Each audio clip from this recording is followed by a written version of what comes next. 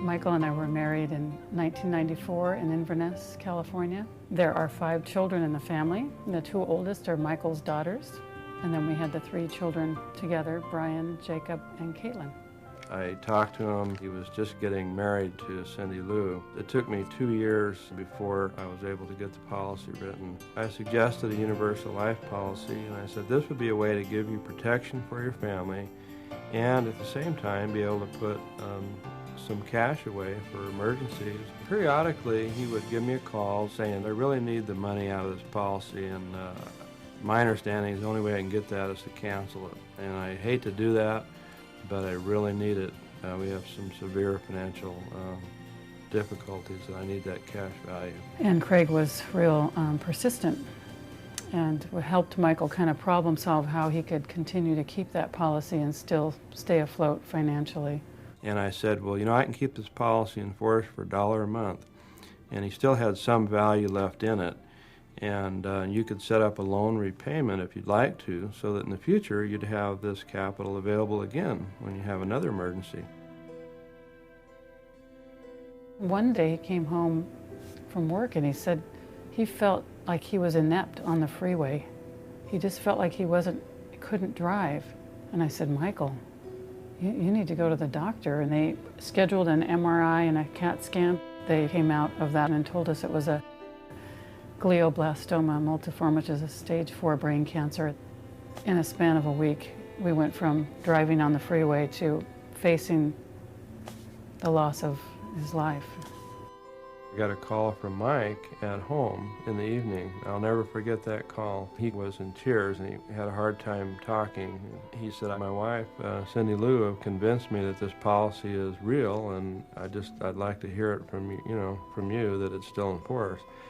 And so I said, yes, it is. It really is. He said, you can't believe what a relief this is for me to know that my loved ones are going to be taken care of. Can you give Daddy a little kiss, Kate? Hey, thank you, Daddy. Thank you, Daddy. You're welcome, Katie.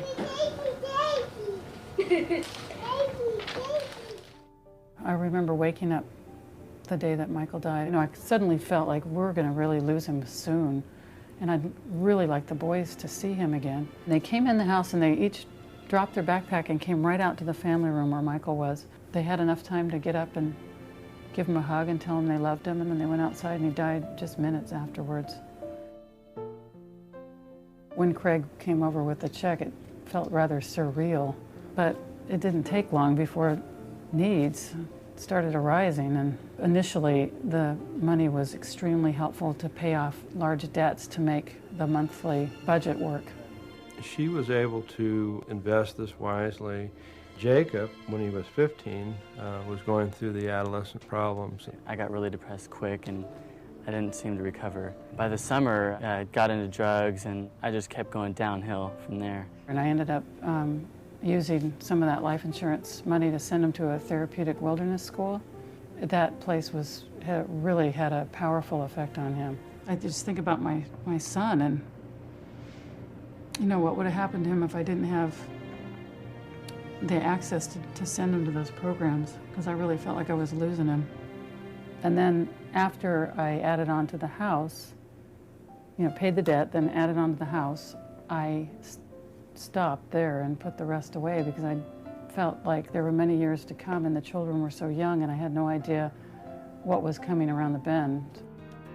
This kind of thing came totally out of the blue. Michael and I were both very healthy, very happy, and life was happening for us. I think life insurance is a very good investment. It is absolutely, paramount.